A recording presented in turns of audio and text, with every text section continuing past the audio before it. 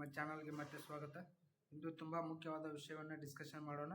ಅದು Indian post result ಬಗ್ಗೆ. ಯೂಟ್ಯೂಬ್ನಲ್ಲಿ ಸಾಕಷ್ಟು ಯೂಟ್ಯೂಬರ್ಸ್ ರಿಸಲ್ಟ್ ಬಂದಿದೆ ಅಂತ ಹೇಳ್ತಾ ಇದ್ದಾರೆ, ಮೆರಿಟ್ ಲಿಸ್ಟ್ ರಿಲೀಸ್ ಆಗಿದೆ ಅಂತ ಹೇಳ್ತಾ ಇದ್ದಾರೆ. ಸೊ ಅದಕ್ಕಾಗಿ ನಾನೇನು ಮಾಡ್ತೀನಿ, ಈ ವಿಡಿಯೋದಲ್ಲಿ ನಿಜವಾದ ಮಾಹಿತಿ ಏನಾಗಿದೆ ಅಂತ ಏನು ಮಾಡ್ತೀನಿ ತಿಳಿಸ್ಕೊಡ್ತಾ ಹೋಗ್ತೇನೆ. ಮೊದಲಿಗೆ ನಾನು ಸ್ಟ್ರೈಟಾಗಿ ಆನ್ಸರ್ ಹೇಳ್ತೀನಿ ನಿಮಗೆ. ಇವತ್ತಿನ ತನಕ ಇಂಡಿಯನ್ ಪೋಸ್ಟ್ GDS ರಿಸಲ್ಟ್ ಯಾವುದೇ ರೀತಿಯಲ್ಲಿ ರಿಲೀಸ್ ಆಗಿಲ್ಲ. ಹೌದು ಸ್ನೇಹಿತರೆ, ಇನ್ನೂ ಅಫಿಷಿಯಲ್ ವೆಬ್ಸೈಟ್ನಲ್ಲಿ ರಿಸಲ್ಟ್ ಅಪ್ಲೋಡ್ ಆಗಿಲ್ಲ.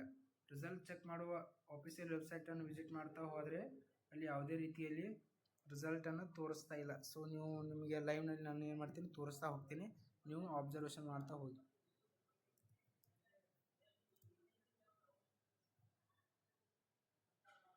ನೀವು ನೋಡ್ತಾ ಇರ್ಬೋದು ಇಲ್ಲಿ ಅಂದರೆ ಆಫೀಸಿಯಲ್ ಅದರ ವೆಬ್ಸೈಟನ್ನು ವಿಸಿಟ್ ಮಾಡಿದೆ ನಾನು.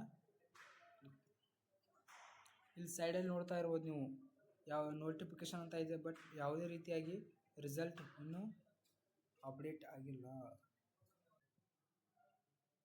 ರಿಸಲ್ಟ್ ಯಾವಾಗ ಬರಬಹುದು ಅಂದರೆ ಇನ್ನು 2 ಅಥವಾ 3 ಡೇಸ್, ಇಲ್ಲ ನಾಳೆನೇ ನಿಮ್ಮದು ಏನಾಗ್ಬೋದು, ರಿಸಲ್ಟ್ ಬರ್ಬೋದು. ಅಲ್ಲಿ ತನಕ ಏನು ಮಾಡಿ, ನೀವು ವೇಟ್ ಮಾಡ್ತಾ ಇರಿ. ಅದೇ ರೀತಿ ಈಗಿನ ಸ್ಥಿತಿಯಲ್ಲಿ ಇಂಡಿಯನ್ ಪೋಸ್ಟ್ GDS ರಿಸಲ್ಟ್ ಇನ್ನೂ ರಿಲೀಸ್ ಆಗಿಲ್ಲ. ಯಾವುದೇ ರೀತಿಯ ಫೇಕ್ ನ್ಯೂಸ್ಗಳನ್ನು ನಂಬಕ್ಕೆ ಹೋಗಬೇಡಿ.